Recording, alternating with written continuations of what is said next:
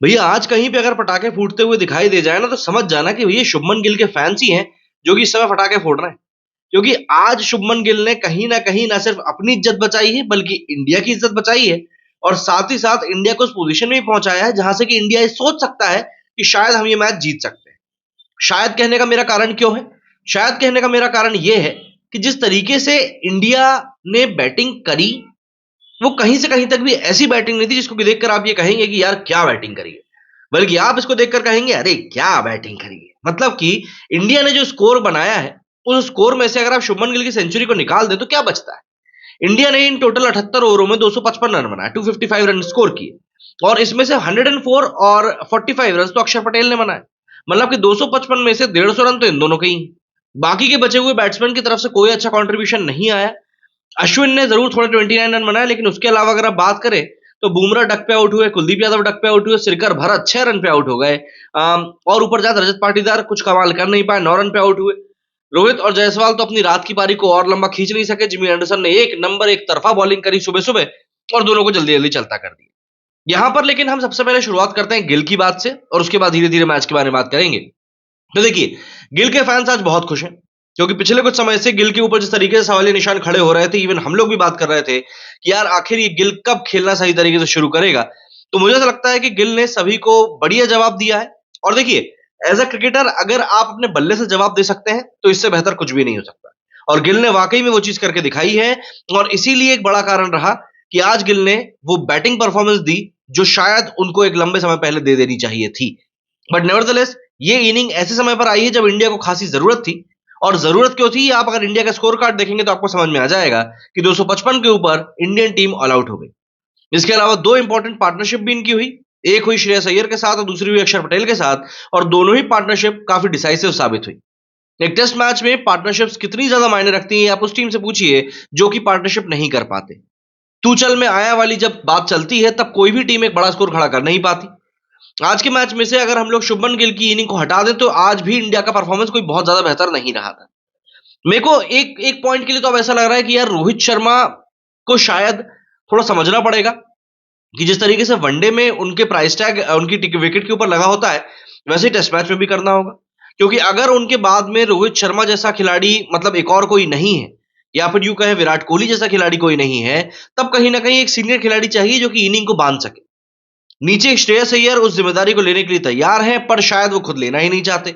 या वो अभी भी डांस करने में ही ज्यादा सोचते रहते हैं कि यार मैं कैसे भी जाकर थोड़ा डांस करके थोड़ी रील बना लूं।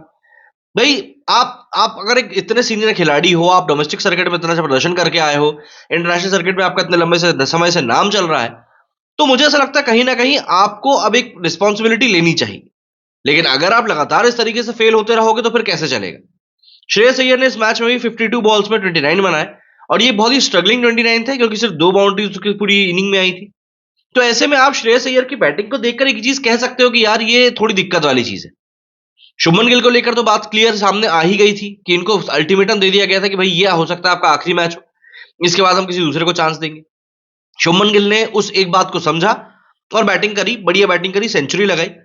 हालांकि सेंचुरी बनाते से ही बंदा आउट हो गया बट मुझे ऐसा लगता है इसको थोड़ी बहुत अब रोप मिल जाएगी इस सीरीज की तो एटलीस्ट कि चलो ठीक है शुभमन गिल को मौका दिया जा सकता है। लेकिन एक और खिलाड़ी जिसके बारे में की बात कम चल रही है और वो है केएस भरत। केएस भरत को लगातार सिरकर भरत को लगातार मौका दिया जा रहा है ऋषभ पंत की गैर मौजूदगी में।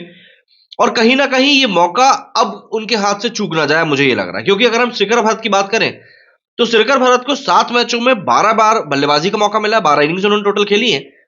और एक बैटिंग विकेट कीपर के तौर पर अगर हम देखें तो इन्होंने 7 टेस्ट मैचों में मात्र 221 रन बनाए हैं। एवरेज बहुत ही बुरा है 20 का। और अगर हम लोग यहां पर इनके हाईएस्ट स्कोर की बात करें तो वो मात्र 44 रन का रहा है। देखिए, ऐसा नहीं है कि सिरकर भरत को मौके कम मिले हैं इसीलिए उनके रन कम है, बल्कि सिरकर भरत को अगर आप देखें तो उनको मौके काफी मिले हैं लेकिन वो उस मौके पर परफॉर्म कर नहीं पाए। हाँ, स्टार्ट उनको जरूर मिल जाता है लेकिन उस स्टार्ट को वो कन्वर्ट बड़े स्कोर में नहीं कर पाए, तभी उनका हाईएस्ट अभी तक 44 का ही है। अगर हम इस मैच की भी बात करें तो ना सिर्फ इसी इनिंग में बल्कि पहली इनिंग में भी सिरकर भरत कोई ढंग का स्कोर कर नहीं पाए थे। पहले इनिंग में भरत 17 रन पर आउट हो गए थे, वहां पर तो थोड़ा बल्ला वल्ला भी घुमा रहे थे। लेकिन दूसरी इनिंग में तो भाई बिल्कुल ही परस्त हो गए और 28 बॉलों में मात्र 6 रन बनाकर ही चलते बने। तो जहां पे हम लोग श्रेयस अय्यर शुभमन गिल के बारे में लगातार बातें कर रहे हैं वहां पर मुझे ऐसा लग रहा है कि हमें थोड़ी-सी भारत के बारे में बात करनी चाहिए कि भैया अगर आपको मौका मिल रहा है, तो आपको परफ़ॉर्म करना चाहिए। और मैं वाक़ई में हाथ जोड़ना चाहूँगा सिलेक्टर के जिसने भारत को मौका दिया है। क्योंकि न जाने कितने ऐसे डिज़र्विंग खिलाड़ी हैं जो लगातार दरवाज़ा खटखटा रहे हैं और बोल रहे हैं कि भैया हमें खिला लो। आज की कंडीशन में यदि आप पृथ्वी शॉ को, सरफराज खान को, इन लोगों को जाकर बोलो ना, भाई मौका दे देंगे तुझे कीपिंग करनी पड़ेगी, ये लोग कीपिंग करने के लिए भी तैयार हो जाएँगे। लेकिन फिर बात वही आ जाती है कि परफ़ॉर्म नहीं कर पा रहे हैं। और केएस भरत की श्रीकर भरत की परफ़ॉर्मेंस के ऊपर भी हम लोगों को बात करनी चाहिए। इसके अलावा एक बहुत अहम चीज़ जो आज के मैच के बारे में हम लोग को डिस्कस करनी चाहिए और वो है इंडिया की लीड। देखिए, जिस पोज़ीशन में इंडिया है, आप उस पोज़ीशन को ये नहीं कह सकते कि इंडिया बहुत स्ट्रॉन्ग पोज़ीशन में है। कल का मॉर्निंग सेशन अगर इंग्लैंड ने निकाल दिया, तो आप याद रखिएगा कि कल मैच का डिसाइसिव डे भी हो सकता है। क्योंकि जो स्कोर इनको अब आखिरी दिन मतलब चौथे दिन चेस करना है, वो है 332 और एक दिन में वो बनते हैं।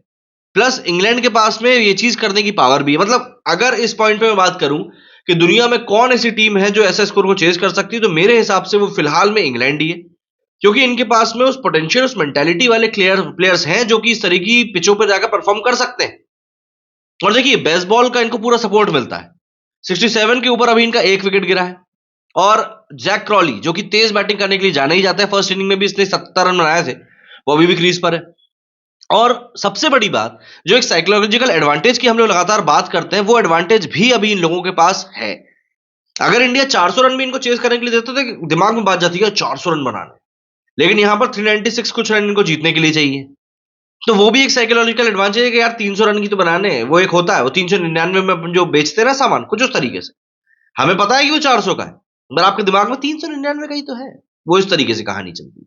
तो यहां पर इंडिया ने कहीं ना कहीं वो एक चीज लैक करी है, और उसका सबसे बड़ा कारण वही रहा कि इंडिया के बैट्समैन अपनी किसी भी तरह की इनिंग को एक बड़ी इनिंग में नहीं बदल पाए।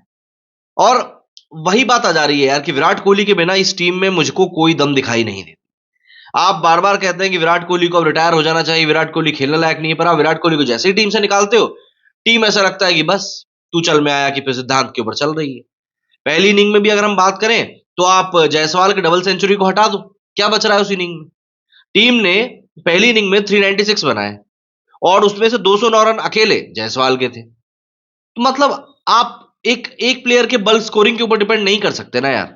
एक टेस्ट मैच को जीतने के लिए आपको एज अ टीम परफॉर्म करना होता है, और वो चीज इस समय इंडियन टीम नहीं कर पा रही है। अब देखिए, इनके पास में इस मैच को बहुत अच्छा बनाने का एक बहुत बढ़िया मौका है।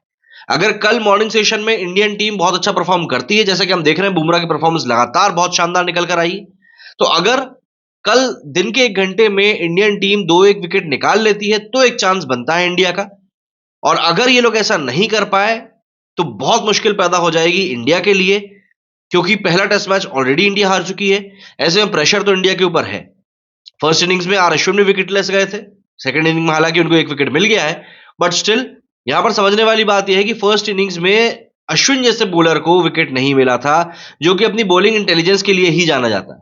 मतलब हम फर्स्ट इनिंग की अगर बात करें तो अश्विन ने कुल मिलाकर 12 ओवर किए थे और 5 के इकोनॉमी से पिटे थे, 61 रन पड़े थे। तो ये एक अच्छे आंकड़े नहीं है। तो ऐसा है कि इंग्लैंड यहां पर बढ़िया बैटिंग कर रही है और फर्स्ट इनिंग्स में वो इस बात का बिल्कुल पूरा एग्जाम्पल दे चुकी है।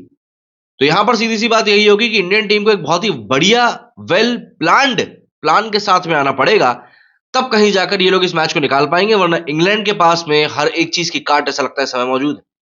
बाकी आपका क्या कुछ कहना है इस बारे में, और कल का कौन स्टैंड आउट प्लेयर होगा, कमेंट करके जरूर बताएं।